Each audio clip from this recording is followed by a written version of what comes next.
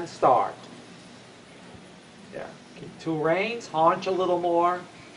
Keep control over the left shoulder when you want that haunch to go more sideways. There. Because what the horse will do is when you say, I need you to move over more, they'll fall over that left shoulder in this case, or if you have your left leg, it's your right shoulder. So you control that outside shoulder when you want them to go sideways. So they always stay on the line you are on, and you can adjust what's happening behind you. Good. Good. Good. That's a nice walk right there. And now plan for the turn there at the end. Which direction am I going? Is she balanced? Is she straight? Is she in front of me? So now that left leg is a little bit involved. A reminder to be straight underneath you coming out of that corner. So and then you aim if you're going to do a leg yield and you control the left shoulder right there. Look at your line. March right up to it. Haunch, keep the left rein. There. Keep that left rein and haunch again astride. Yeah, there you go. And then finish. Good. Now here she's straight coming out of the corner. What's that right hind leg doing right there?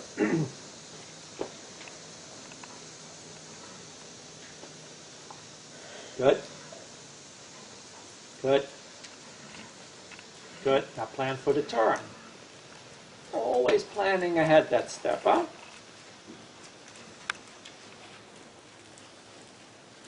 Good. That was lovely.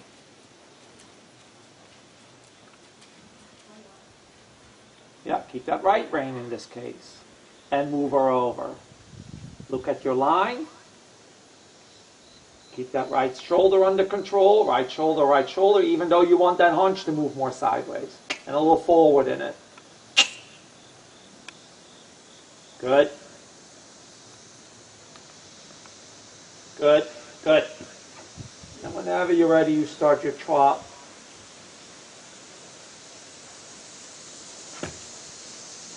And that trot too, huh? So if you have a horse that's really, really hot, then you could start in this trot. I'm assuming that she is not that hot horse, right? So then you have to say, I want already now these little transitions happening so the horse starts to focus on the work. Little tick right there. Come on. Yeah. Good. And the same for her as the other ones. When I ask the horse to do something, I want a real answer. So unless it is just figuring out, so it's basically 3, maybe 4.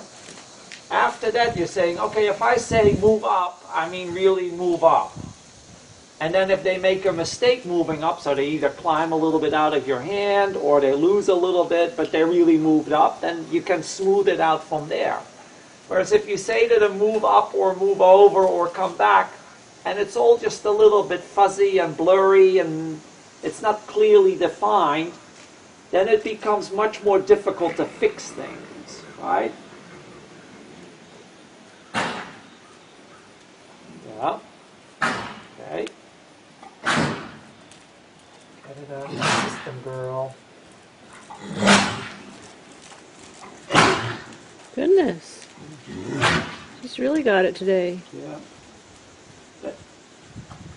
And you quietly organize, and so now you tell, okay, I need those hind legs involved again. We've got our cuff out of the way. Right leg. So that they're going to, again, then nothing changed there. Show me a real change when you say go forward or come back. Even more than that, huh? That's still not a real change. Yes. And the problem with that is when you do that, then it becomes just another chestnut horse going around the ring. Right? Still a little too casual. So tick with your leg, get her, really get her. Yeah, there, that one. See, so there was a clear difference what was happening.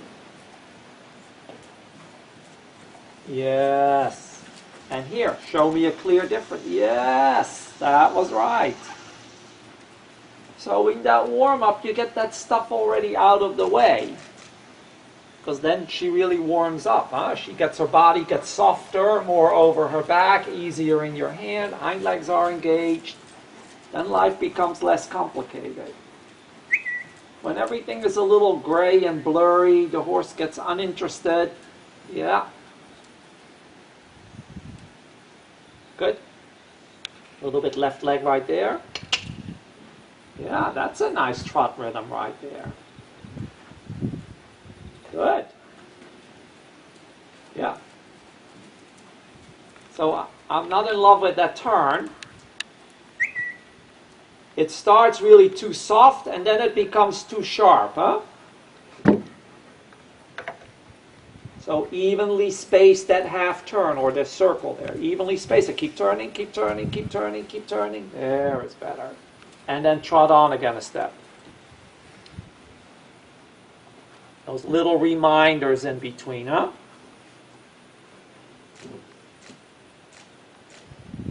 Yes, that's nice.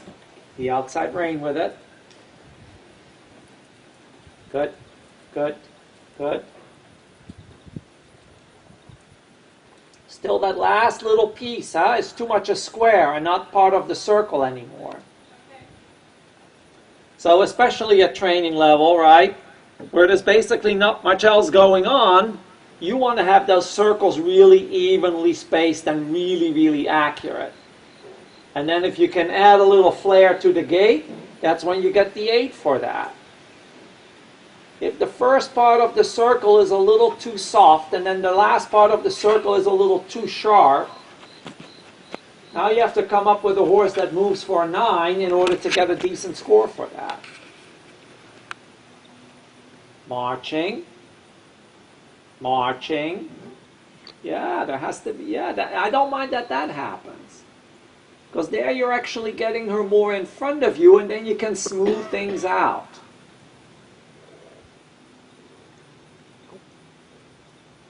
Watch that the ride doesn't become a little too pretty, huh?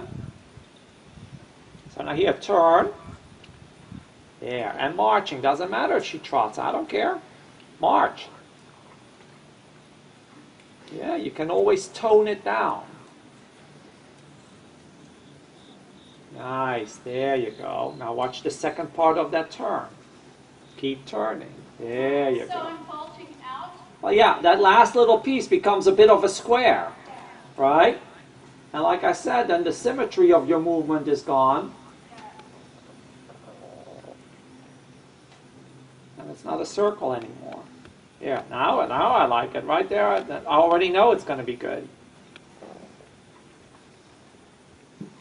When we're sitting on the side here, it has to be totally obvious at the beginning of what you're doing, how this is going to end up being. So it's like, yeah, well, of course this turn was going to happen, like the way you do right now. There was never any doubt about that.